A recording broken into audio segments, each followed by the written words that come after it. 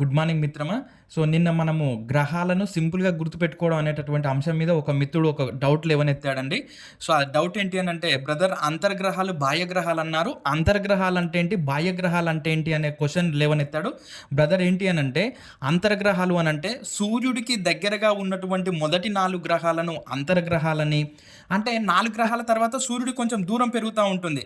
వాటిని మనము బాహ్య గ్రహాలు అని అంటాం. అంతర్గ్రహాలకు సూర్యుడికి దగ్గరగా ఉండటం వలన వీటికి ఉపగ్రహాల సంఖ్య తక్కువగా ఉంటుంది. చూడండి, మనకు మొదటి 4 గ్రహాలకు 0012నే. కానీ తర్వాత ఉన్నటువంటి 5వ గ్రహం, 6వ గ్రహం, 7వ గ్రహం, 8వ గ్రహానికి మొదలు పెడితే అవి ఎక్కువగా ఉపగ్రహాలను కలిగి ఉన్నాయి. అంటే సూర్యుడికి దగ్గరగా ఉన్నటువంటి వాటికి ఉపగ్రహాల సంఖ్య తక్కువ, సూర్యుడికి దూరంగా ఉన్న వాటికి ఉపగ్రహాల సంఖ్య ఎక్కువ. అదేవిధంగా సూర్యుడికి దగ్గరగా ఉన్నటువంటి వాటిని అంతర్గ్రహాలని, దూరంగా ఉన్న వాటిని బాహ్య గ్రహాలు అని అంటారు. సో, మీ డౌట్ క్లియర్ అని అనుకుంటున్నా బ్రదర్. So, right. ఈరోజు మన అంశం వచ్చేసి విద్యా లక్ష్యాల వర్గీకరణ. అసలు విద్యా లక్ష్యాలు అంటే ఏంటి అని అంటే, ఒక పాఠ్యాంశాన్ని కానీ, ఒక యూనిట్ను కానీ బోధించడం కంటే ముందు సాధించేటటువంటి ఆశించదగినటువంటి ప్రమాణాలనే మనము విద్యా లక్ష్యాలు అని అంటాం. ఉదాహరణకు, ఒక ఉపాధ్యాయుడు జంతువులు వాటి జీవన విధానం అనే పాఠం చెప్పుదాం అనుకున్నాడండి. జంతువులు వాటి జీవన విధానం అనే పాఠం చెప్పడం ద్వారా విద్యార్థులలో జంతువులు ఎలా జీవిస్తాయి, మనుషులు ఎలా జీవిస్తారు, అదేవిధంగా క్రూర జంతువులు ఎలా జీవిస్తాయి, మాంసాహార జంతువులు ఏంటి, ఇవన్నీ కూడా భేదాలు, ఇవన్నీ కూడా పిల్లలలో తెద్దామని అనుకున్నాడు తన మనసులో. కానీ బోధించిన తర్వాత పిల్లలలో కొద్దిమంది పిల్లలలో మాత్రమే అది అవగాహన అయింది, అర్థమైంది. కానీ అన్ని అంశాలను ఆశించదగినటువంటి ప్రమాణాలను తీసుకురాలేకపోయాడు ఉపాధ్యాయుడు. అంటే బోధించడం కంటే ముందు ఆశించదగినటువంటి లక్ష్యాలను విద్యా లక్ష్యాలని, బోధించిన తర్వాత వచ్చేటటువంటి లక్ష్యాలను మనము బోధన లక్ష్యాలని అంటాము. మరి ఈ బోధించడం కంటే ముందు ఉన్నటువంటి లక్ష్యాలను 3 రంగాలుగా వర్గీకరించారు. అదేంటి అని అంటే జ్ఞానాత్మక రంగము, భావావేశ రంగము, మానసిక చలనాత్మక రంగము. ఈ జ్ఞానాత్మక రంగాన్ని ఆలోచనల ఆధారంగా వర్గీకరించారు. అంటే ఆలోచనలు మనము మెదడు, బ్రెయిన్ ద్వారా చేస్తాం, అంటే హెడ్. ఇది జ్ఞానాత్మక రంగం. ఈ జ్ఞానాత్మక రంగం మీద బెంజమిన్ శామ్యుల్ బ్లూమ్స్ అనేటటువంటి ఒక శాస్త్రవేత్త దీని మీద బాగా ప్రయోగాలు చేశాడు. మరి భావవేశ రంగాన్ని అనుభూతుల ఆధారంగా, అంటే ఫీలింగ్స్, అంటే హృదయం ద్వారా చేసేటటువంటి విధానాలను భావవేశ రంగంలో ఉంచారు. దీని మీద క్రాత్వెల్ మరియు అండర్సన్ అనేటటువంటి వ్యక్తులు భావవేశ రంగం మీద బాగా ప్రయోగాలు చేశారు. మరి మానసిక చలనాత్మక రంగాన్ని చర్యలు, యాక్షన్స్ ఆధారంగా, అంటే ఇక్కడ ఏం కావాలి, హెడ్ ఒక పని చేయాలనంటే బ్రెయిన్ పని చేయాలి, హ్యాండ్ పని చేయాలి. అందుకని దీన్ని మనము 3H's ఫార్ములా అని కూడా అంటాము. Head, heart, hand, heart. ఈ విధంగా మనము 3H's విధానంతో ఈ విద్యా లక్ష్యాలను వర్గీకరణ చేశారు. మరి ఈ లక్ష్యాలు ఇవన్నీ కూడా ఎలా సంబంధాన్ని కలిగి ఉన్నాయని మనం చూస్తే, జ్ఞానాత్మక రంగము, భావవేశ రంగము, మానసిక చలనాత్మక రంగము, ఈ మూడింటి కలయికే ప్రవర్తన. ఇదే బిహేవియర్, ఇదే విద్యార్థిలో తీసుకురాదగినటువంటి ప్రవర్తనలో మార్పు. దీన్నే మనము సర్వతోముఖాభివృద్ధి అని అంటాము. జ్ఞానాత్మక రంగము, భావవేశ రంగము, మానసిక చలనాత్మక రంగము, ఈ మూడింటి కలయికతో ఏర్పడిందే ప్రవర్తన. దీనిలో మార్పు తీసుకురావడమే విద్య యొక్క లక్ష్యము. అందుకని మనం ఇప్పుడు సిసి యొక్క ప్రధానమైనటువంటి లక్ష్యం ఏంటి అని అంటే, విద్యార్థులలో సర్వతోముఖాభివృద్ధిని సాధించడమే విద్యా లక్ష్యాల ముఖ్య లక్షణము. సిసి యొక్క ముఖ్య ఉద్దేశము అనేటటువంటి విధానాన్ని చదువుతా ఉన్నాం. ఇదే అండి, ప్రవర్తనలో మార్పు తీసుకురావడమే సర్వతోముఖాభివృద్ధి.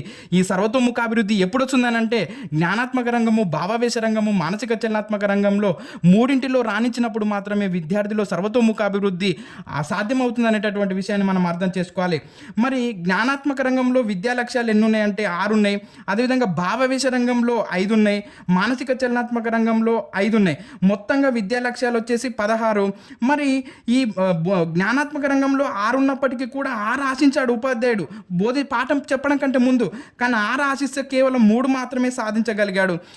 మరి భావవేశ రంగంలో 5 ఉన్నాయి. ఈ 5 ఆశించాడు ఉపాధ్యాయుడు, కానీ 3 వచ్చాయి. మానసిక చలనాత్మక రంగంలో కూడా 5 ఉన్నాయి.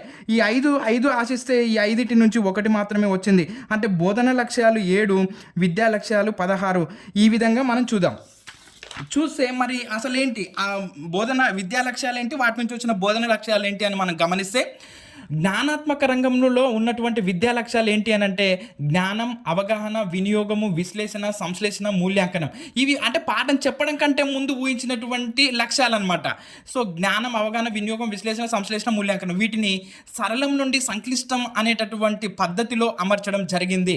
మరి వీటి నుండి వచ్చినటువంటి బోధన లక్ష్యాలు ఏంటి అనంటే జ్ఞానము, అవగాహన, వినియోగము, జ్ఞానము, అవగాహన, వినియోగం. అదేవిధంగా భావవేశ రంగంలో ఉన్నటువంటి విద్యా లక్ష్యాలు ఏంటి అనంటే గ్రహించడం, ప్రతిస్పందించడం, విలువ కట్టడం, వ్యవస్థాపనం, శీలస్థాపనం. ఈ 5 విద్యా లక్ష్యాల నుండి వచ్చినటువంటి బోధన లక్ష్యాలు ఎన్ని అనంటే అభినందన లేదా ప్రశంస, రెండోది అభిరుచి లేదా ఆసక్తి లేదా అనురక్తి, మూడోది వైఖరి. ఇవి బోధన లక్ష్యాలు, భావవేశ రంగం నుండి వచ్చినటువంటి బోధన లక్ష్యాలు. అదేవిధంగా మరి మానసిక చలనాత్మక రంగంలో ఉన్నటువంటి విద్యా లక్ష్యాలు ఏంటి అనంటే అనుకరణ, హస్తలాఘవం, సునిశ్చితత్వం, సమన్వయీకరణం లేదా ఉచ్చారణ, సహజీకరణం.